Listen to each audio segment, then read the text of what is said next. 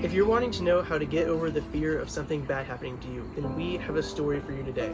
And today, you notice it's not just me, there are three of us. I have special guests joining me today. I have my twin brother Preston and my sister Jayda. And so we are going to be sharing a story today because something I've learned about overcoming the fear of something bad happening to us, and that we've all learned, is that the Bible doesn't say that nothing bad will ever happen to us, but what it does say is that God is with us in it and works everything out for our good in it. And so today we're going to be sharing a story of something like that happened to us, but how God worked everything out. And story time. I don't know what I did with my hands. Okay, so in the beginning of 2024, we were on the way to Passion 2024, and we were driving from Orlando to Atlanta. And it was about 10 o'clock at night. We were somewhere in the middle of Georgia, who knows where. We were in the middle of the highway when all of a sudden, disaster struck. The car just started making this super loud, just like whirring noise, like that's actually like pretty accurate. That's what it sounded like. And then the dash is like Jay's asleep in the back. This is true. I was asleep with my contacts out, glasses on, extremely nauseous, so I had gone to sleep. And I woke up to this. And so she wakes up to this, and then the car like dashes going crazy, like blinking and like going this red exclamation point, like pull over now. And so we like safely pulled over as much as you can, and we ended up finding out that our transmission had gone out. And so we're just in the middle of nowhere in who knows where, Georgia.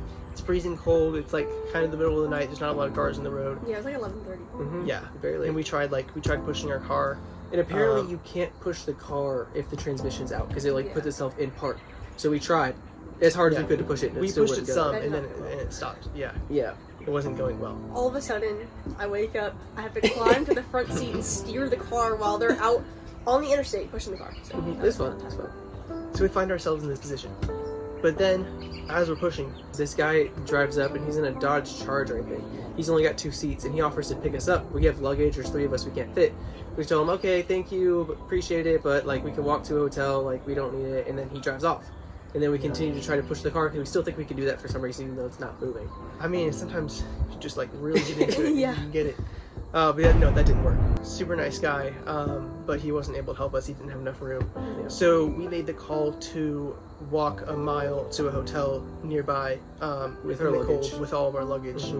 And so then, we were walking underneath the bridge about like a half mile with little trolls to the hotel. The bridge. And just like wheeling suitcases through gravel when another car pulls up. So these 2 really nice, like older people get out of the car and they were like, oh my gosh, like, do you guys need a ride? Like, our son had called us. So apparently the person that had like pulled over before that didn't have room in their car was their son.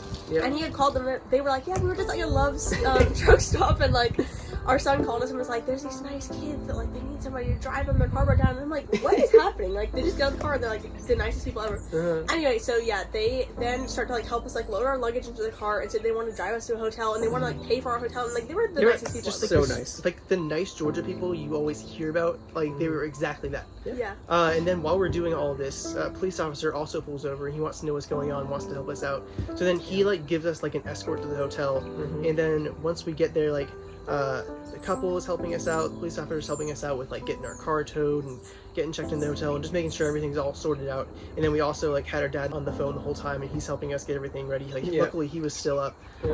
So we really just saw God sending us all the help we needed, even whenever we seemed to be in the middle of nowhere in an area where there wouldn't be anybody. But we still had one problem: how we were going to get to Passion, because our car is on the side of the road, not doing well. And that thing it's good for nothing right now. Well, and obviously it can't stay on the side of the road all night, so they had to bring it to some like random like tow yard. I don't know. I think there was a dealership there, which that worked out pretty well. But then when all this had finally blown over and we actually like, because we were just kind of stressed like dealing with everything, we actually looked to see exactly what part of Georgia we were in. We realized that we were actually only about 45 minutes away from where we had family that lived. And after checking and realizing there weren't any rental cars in the town we were in, we had called them, and our aunt, who is amazing, she offered to drive all the way 45 minutes to us, pick us up and take us to a rental car place that was closer by where they lived, and she helped us get the rental car and everything all taken care of. And so the next day we were able to do that, get everything taken care of, and get to Passion in time before it started. We did make it. We lived many lives that day. I feel like I've lived many lives today. It scares me to Be still. Insert Debbie Ryan clip. I feel like I've lived a lot of lives today.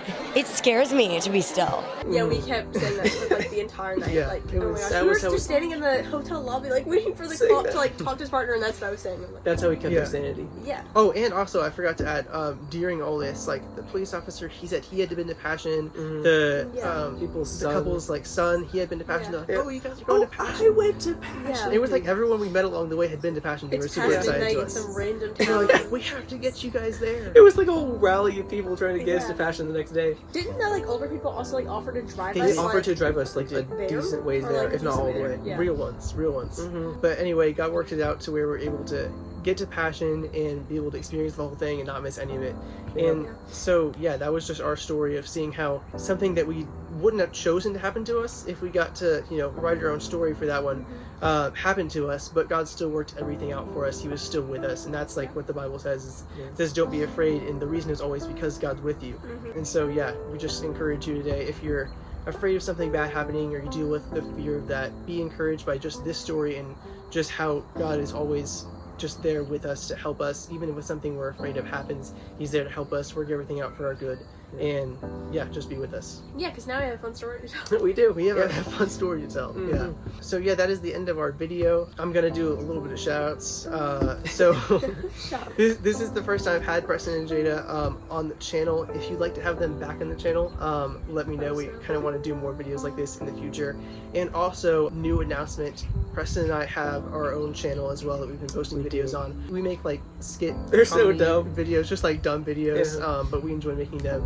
And we actually have a new video out. do, So yeah. I'll put the link to our channel. You can go check that out if you want. And then Jayda also has a TikTok account where she does like Christian lifestyle and fashion videos. They're really good.